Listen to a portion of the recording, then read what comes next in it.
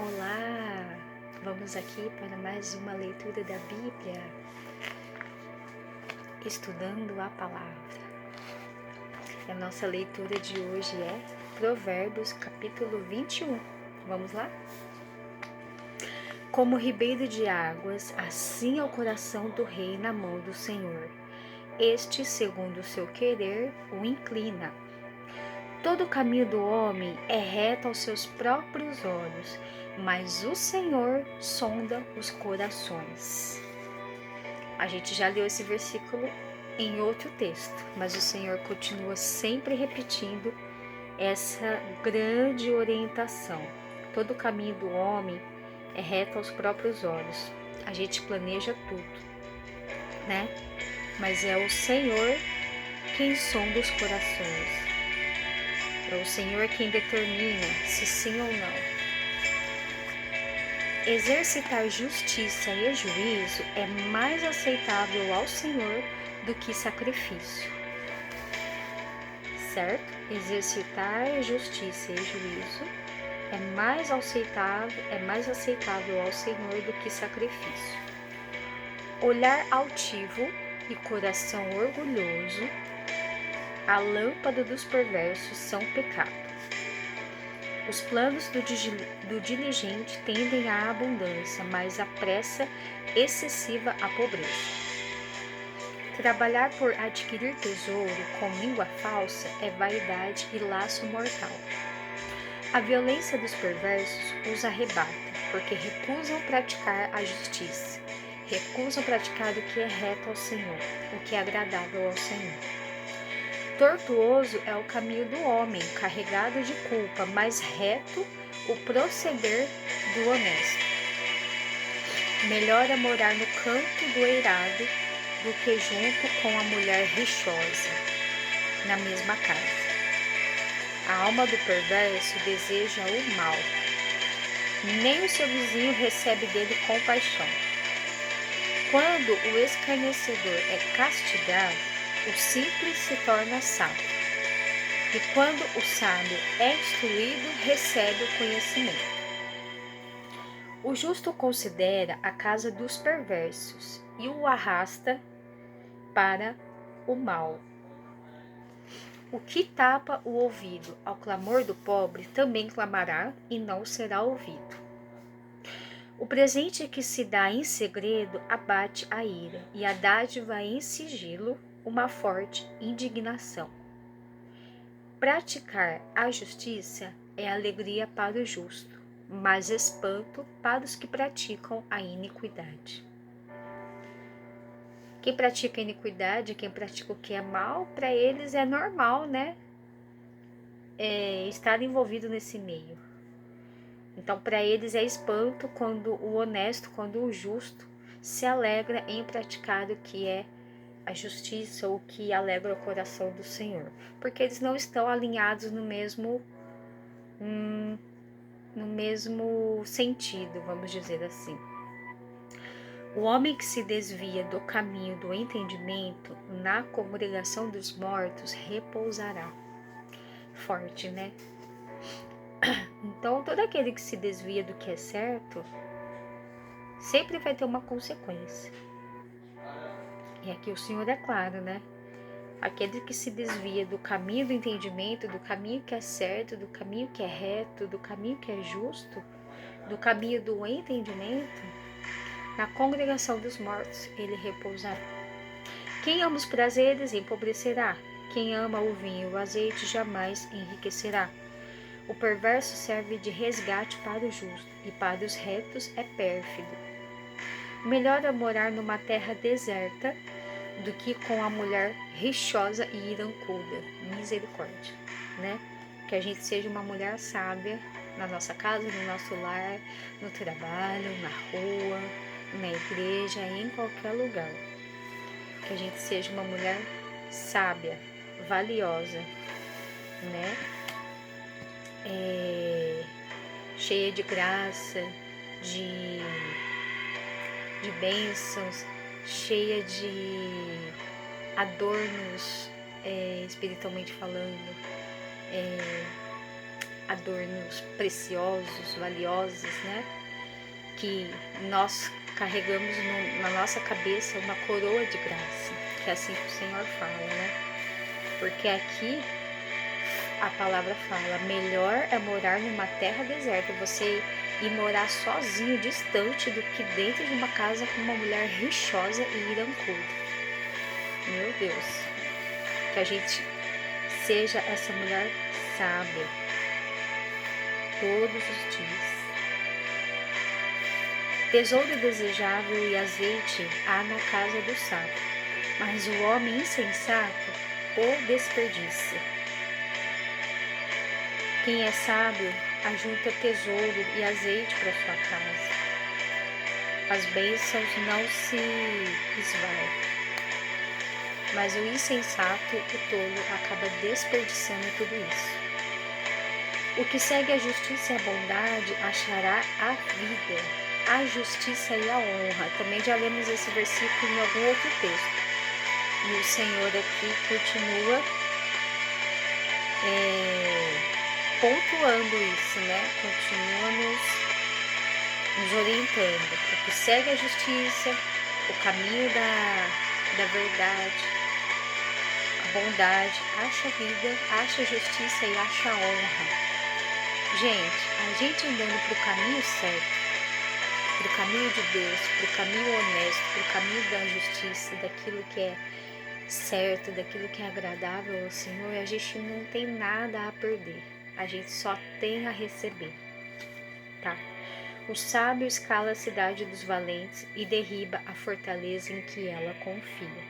O que guarda a boca e a língua, guarda a sua alma das angústias. Também já lemos esse versículo em algum texto. O que guarda a sua boca, guarda a sua alma, alguma coisa assim, né? E aqui o Senhor ainda continua nos orientando. O que guarda a boca e a língua, guarda a sua alma das angústias. Quanto ao soberbo e presumido, zombador é seu nome. Procede com indignação e arrogância. O preguiçoso morre desejando, porque as suas mãos recusam a trabalhar. Pessoa preguiçosa não tem nada na vida, né? Não consegue nada, não sabe fazer nada, porque simplesmente é preguiçoso, não está disposto a arregaçar as mangas, a trabalhar, a ter iniciativa das coisas, né? Então ele acaba morrendo, vamos dizer assim, por falta de incentivo dele próprio. Tá acabando. O cobiçoso cobiça todo o dia, mas o justo dá e nada retém.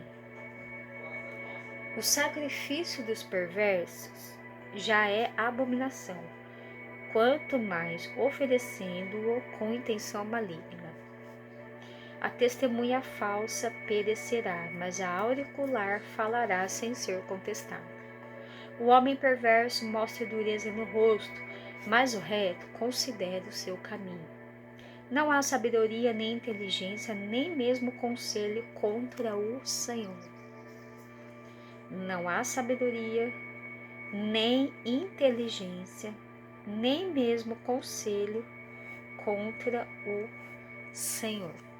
Não há, não existe nada que possa ser falado mal do Senhor. O cavalo prepara-se para o dia da batalha, mas a vitória vem do Senhor. Esse versículo também é muito conhecido para finalizar nosso capítulo. O cavalo prepara-se para o dia da vitória, mas a vitória ela vem do Senhor, das mãos do Senhor. Que o Senhor possa te conceder a vitória em tudo aquilo que você precisa, que você está buscando, que você está orando. Em nome de Jesus, que o Senhor possa te conceder a vitória. Amém? Saiba que a vitória vem da mão do Senhor. Amém? Finalizado, capítulo 21, vamos ler o rodapé. Vamos lá, deixa eu pegar aqui. É bem pouquinho, então vai ser bem curto e bem rapidinho. 21:1, que fala: como ribeiros de águas, assim é o coração do rei na mão do Senhor. Este, segundo o seu querer, o inclina. A palavra ribeiros, que na literatura significa correntes ou divisões, se refere a correntes naturais de água ou a valas de irrigação cavadas para dirigir a água, ilustrando o modo como, em sua soberania, Deus dirige o coração dos reis. Aí aqui tem alguns nomes: Ciro, Artaxerxes e o faraó. São exemplos de monarcas cujo coração foi dirigido pelo Rei dos Reis, que é o nosso Senhor Deus Todo-Poderoso. Amém? Então, o Senhor dirige o nosso coração. Ele governa o nosso coração. É assim que Ele deseja, né? Governar o nosso coração. E a gente tem que permitir ser governado, a nossa vida, o nosso coração, pelo Senhor. E 21:9 fala: melhor é morar no campo do eirado do que junto com a mulher rixosa na mesma casa.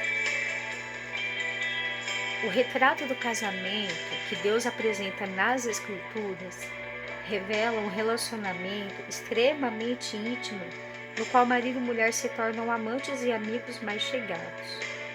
A ordem para o marido é que ele ame sua esposa como Cristo amou a igreja e como se ela fosse o seu próprio corpo. A ordem para a esposa é que ela atenda ao seu marido e o respeite. O espírito contencioso da esposa diz: não atenderei nem respeitarei. Em vez de ser como a esposa virtuosa e prudente que abençoa o seu marido através de suas palavras e gestos, a esposa rixosa, ela torna o seu lar insuportável. É impossível experimentar as alegrias do companheirismo íntimo com uma esposa rixosa. Para o homem que vive com ela, seria preferível morar no terraço, exposto às intempéries ou num pequeno sótão poeirento, quente no verão e frio no inverno. Então o homem prefere ficar bem longe do que ter na casa dele uma mulher rixosa desse jeito. Então que a gente venha a ser como uma mulher prudente, sábia no falar, nos gestos, no fazer, no pensar, no auxiliar, tá? Que assim não é só você que vai ser abençoada, mas você também vai abençoar o seu marido, o seu lar, a sua casa, a sua família, e você vai viver debaixo de um ambiente de bênção para a sua vida, para o seu lar, para a sua casa e para a sua família. Amém?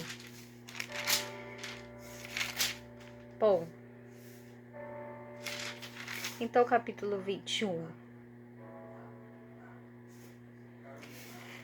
Lido, eu tenho aqui um textinho, um estudo aqui bem pequenininho que está falando sobre TPM, enfrentando os ciclos do seu corpo.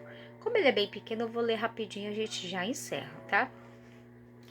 A TPM, né, a tensão pré-menstrual, abrange vários sintomas físicos e psicológicos que podem se manifestar ao longo do ciclo menstrual. É comum mulheres que sofrem de TPM se tornarem agressivas, briguentas, zangadas e irritadiças. De acordo com estudos médicos, apenas 10% da população feminina que menstrua não sofrem de nenhum sintoma de TPM. Os outros 90% lidam com sintomas que diferem em grau de intensidade. Tem algumas mulheres que não têm sintoma nenhum, né? Tem umas que têm sintomas bem pouquinho e outras que são mais agressivos, né, os sintomas. Seria mesmo preferível viver sozinho, com fome e sede no meio de um deserto, a viver com uma mulher que apresenta essas características? Alguns maridos acreditam que sim. Se você sofre de sintomas intensos de TPM, entenda que se trata de um problema físico que deve ser tratado por um médico. A TPM severa pode causar problemas extremamente sérios, como abuso dos filhos, conflitos conjugais, divórcio, depressão e suicídio. Procure um médico que possa ajudar você a cuidar do seu corpo, o templo do Senhor. O nosso corpo é templo do Senhor, né? E Ele fala pra gente cuidar do templo.